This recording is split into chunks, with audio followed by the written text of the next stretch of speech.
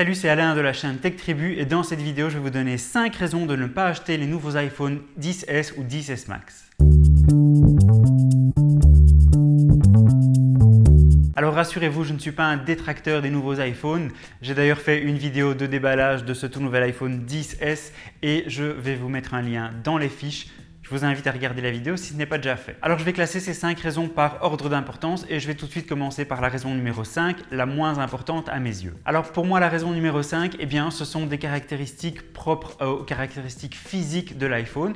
Alors l'une d'entre elles, eh bien, c'est le fait qu'il n'ait pas de port jack. Alors ça peut paraître anodin, mais si vous utilisez un casque avec une prise jack et que vous avez perdu ou oublié votre adaptateur, c'est très embêtant. Toujours dans les caractéristiques physiques, eh bien, sur les iPhones, on n'a tout simplement pas la possibilité d'étendre la mémoire. Quand vous achetez votre iPhone, vous devez choisir la capacité. Ces iPhone-ci sont disponibles en 64, 256 ou 512 Go.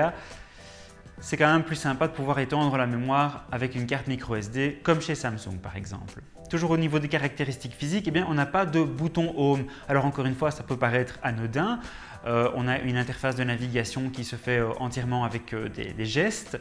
Mais personnellement, je connais des personnes qui ont eu du mal à s'adapter et qui ont revendu leur iPhone X l'année passée lors de sa sortie pour revenir sur un iPhone 8 ou un iPhone 8 Plus avec un bouton Home. Raison numéro 4, toujours par ordre d'importance, eh bien, si vous possédez déjà un iPhone X, alors c'est vrai, il y a quelques différences entre l'iPhone XS et l'iPhone X, mais comme chaque année avec la série S, les différences ne sont pas énormes et cette année encore moins que les autres années.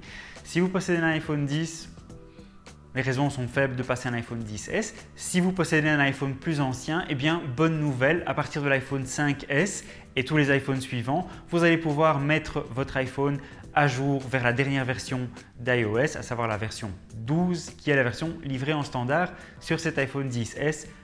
Votre ancien iPhone n'est pas encore bon pour la poubelle. Troisième raison, eh bien, évidemment, c'est le prix. Ces iPhones coûtent un bras. L'iPhone XS coûte 1159 € pour la version 64 Go, 1329 en 256 Go et 1559 en version 512 Go.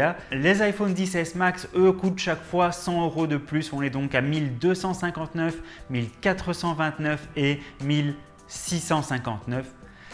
À titre de comparaison, le Samsung Galaxy Note 9, qui est le plus cher de la gamme en version 512 Go avec la possibilité d'étendre le stockage via une micro SD, coûte 1259. Ça fait quand même 400 € de différence avec l'iPhone XS Max. La troisième raison, eh bien, c'est qu'il n'y a pas que les iPhones sur Terre, il y a aussi tous les téléphones sous Android et on a de nombreux fabricants qui font des téléphones absolument géniaux. Samsung qui a notamment sorti récemment les Galaxy S9, S9 Plus et encore plus récemment le Note 9. J'ai fait une vidéo sur le Note 9, je vous mets encore une fois le lien dans les fiches. Voilà, ces téléphones sont moins chers, sont très puissants, très performants aussi.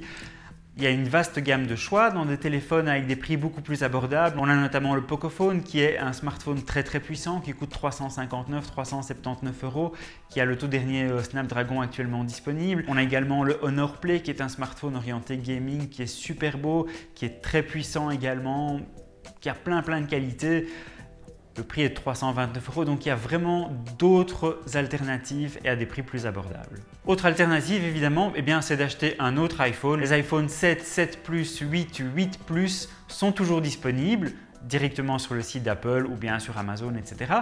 Par contre, si vous voulez acheter un iPhone 10 qui a totalement le même look que l'iPhone XS à l'exception de la couleur Gold qui n'est disponible que pour le XS et XS Max, eh bien, il y a moyen de trouver des iPhone 10 encore sur le marché. Pas directement chez Apple, mais je suis sûr qu'on peut encore en trouver dans le commerce à des tarifs beaucoup plus intéressants. Alors je fais une petite parenthèse, je vous invite à vous abonner à la chaîne si ce n'est pas déjà fait. Je sors très régulièrement des vidéos sur des smartphones et autres objets connectés et j'ai notamment en préparation d'autres vidéos sur ces iPhone 10 et 10S et notamment le déballage et la présentation de l'iPhone 10S Max en couleur Silver. Alors voilà, le moment est venu de passer à, selon moi, la raison la plus importante de ne pas acheter ces iPhone 10S et 10S Max. Eh bien, c'est tout simplement parce qu'il y a l'iPhone 10R qui va bientôt sortir. Et très sincèrement, je trouve que l'iPhone 10R est très intéressant. Déjà, au niveau du prix, il sera disponible à partir de 859 €. D'autre part, les couleurs, il y a plein de super couleurs. Le bleu est magnifique, le rouge est incroyable, le blanc a l'air très beau aussi, puis il y a le noir, le corail qui est assez original, le jaune qui est jaune. Mais sinon voilà, c'est un téléphone qui est super intéressant. Il a toutes les fonctionnalités de cet iPhone XS à part le 3D Touch, mais dans iOS 11, Apple a introduit des petites fonctionnalités qui permettent d'accéder à certaines des fonctionnalités du 3D Touch. Peut-être que le 3D Touch va être amené à disparaître dans le futur. Au niveau du design, on a quasiment le même design à l'exception que le cadre est en aluminium et pas en acier inoxydable. L'acier inoxydable donne un look plus premium, mais l'iPhone XR est quand même très beau. Et autre différence, eh bien, on a un écran LCD et pas un écran OLED, mais les écrans LCD ont toujours été de super bonne qualité chez Apple. Donc, c'est pas qu'on aura un mauvais écran non plus. Alors oui, il y a les questions de la résolution n'est pas la même, etc. Voilà, je ne pense pas que ça va faire une grande différence. Évidemment, il faudra avoir le produit en main, mais l'iPhone XR est un excellent produit. Au niveau des appareils photo, c'est vrai qu'on n'a pas le deuxième appareil photo. Alors, on va avoir toutes les fonctionnalités, les modes portrait, le réglage du focus et de la netteté du fond de l'image, donc le bokeh comme on appelle ça. On aura toute cette fonctionnalité-là. La seule chose, c'est qu'on n'a pas le zoom optique. Donc, on a sur l'iPhone XS et XS Max un deuxième appareil photo avec le zoom optique. On n'aura pas ça sur le XR. Moi, j'utilise pas ça souvent, hein, donc voilà. Et voilà, c'est ici que s'achève cette vidéo. J'espère que la vidéo vous a plu. Si c'est le cas, n'hésitez pas à liker et surtout à partager la vidéo. Ça m'aide énormément. Je vous remercie et je vous dis à très bientôt dans une prochaine vidéo.